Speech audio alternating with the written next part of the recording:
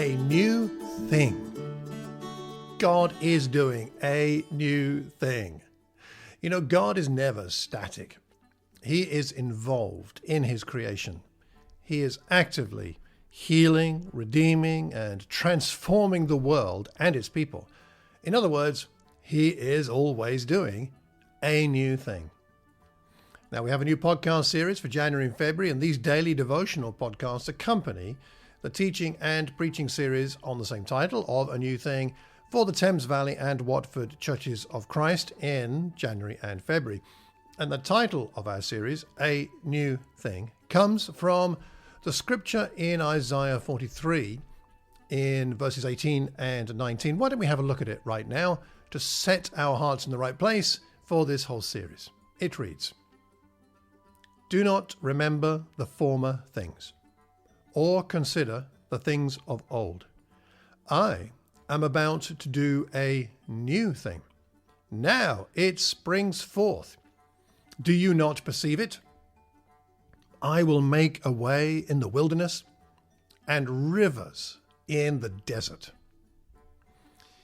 In his book of the same name, Isaiah reveals God's plan for his people. They will not remain in exile forever.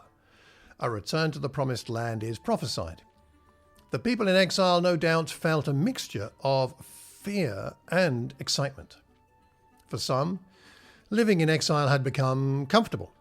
To uproot and return would be difficult. For others, it was the fulfilment of decades of prayerful expectation. Now, this section of scripture in Isaiah 43 parallels the Exodus with the return from exile prophesied.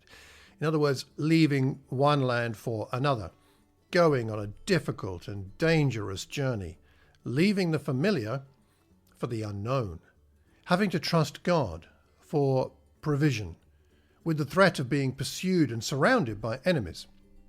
Perhaps you can relate to this challenge, because the Christian life is one where we are secure in God, but we still have our challenges, don't we? We're always learning, always growing, and journeying towards something better, and that is through the difficulties of life that refine us into greater Christ likeness. You see, we're moving forward, we're growing, and it is exciting, but it's also disturbing.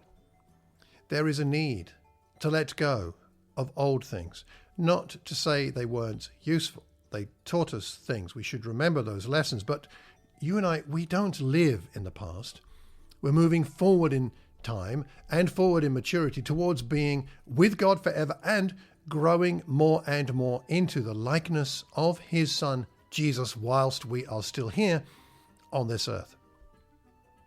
So, as we enter a new year, God surely has plans to do new things in us and among us.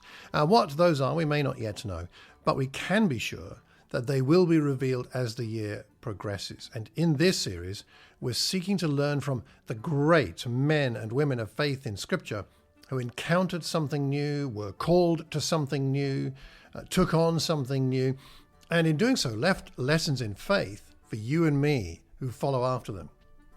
So, before we go any further, why not take a moment to pray and reflect on what you hope to get from this series, this new series, A New Thing. What is it that you hope to gain? What is it that you hope to learn? What is it that you hope God will show you, reveal to you, or work his will in you? What is that for you? Take a moment to write something down, and you can look back on it in a few weeks' time and see the way that God has moved. Make it a regular prayer that you ask God to do something new and to give you the strength to cooperate with him. I hope that you find through this series that your heart, your life, your local group, your congregation, the world around you is inspired by God doing a new thing.